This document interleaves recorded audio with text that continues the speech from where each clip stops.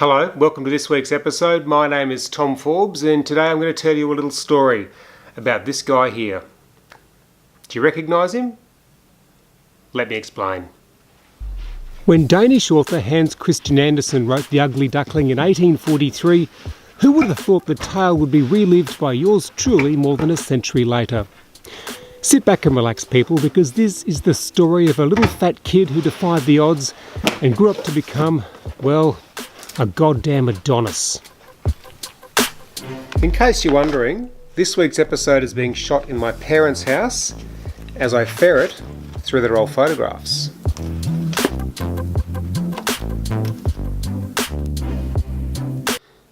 That was me at my lowest ebb. It was 1996. I was on a father and son fishing trip with my two brothers and my father and some of his friends.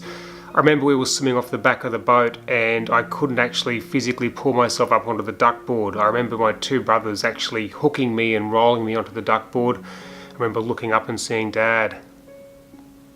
Nothing had to be said.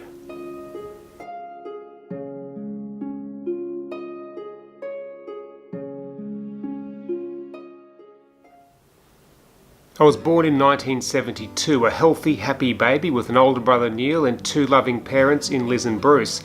Then along came my sister Jane, followed by my youngest brother Douglas. He was the favourite.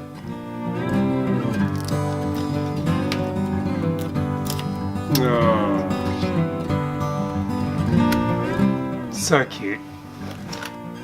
We had a fabulous childhood filled with beach holidays and country adventures. The problem was that I just loved eating. I was like a Labrador. I just could not stop putting things in my mouth. At school, my weight was kept under control reasonably well. That's because I played a lot of sport. Actually, I was quite good at sport.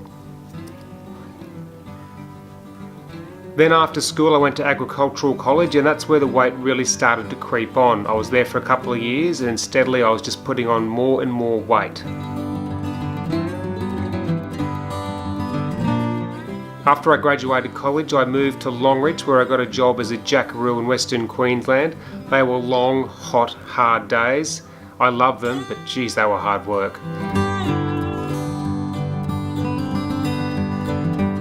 After my stint in the bush, I had my 21st back in Brisbane, and then I moved to London. And yep, there's that old saying, the Heathrow injection. Everyone who moves to London puts on weight, and I was no different.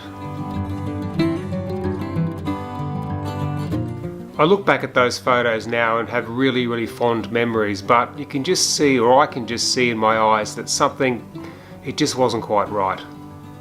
My family was starting to get really worried about me. In fact, Mum and Dad even sent me away to a health farm for a week. I remember I lost 3 kilos and then put that and more back on straight away. One day I woke up and decided I had to be true to myself. I didn't tell anyone at first that I was gay. I just enrolled in university and began a year-long weight obsession. I actually lost 50 kilos or 130 pounds in 12 months. I was quite proud of myself. Then one day I met you know who.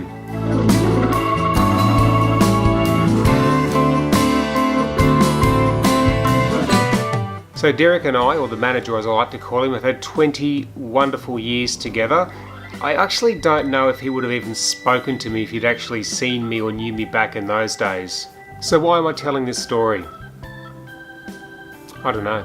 I guess I just hope that anyone who's struggling with their own weight can see my story and go, hey, if he can do it, I can do it. And let me tell you, I'm not that strong in the mind, really. It's been 20 odd years since I lost that weight, and yes, it's a constant battle, but you can keep it off. You just got to keep working at it.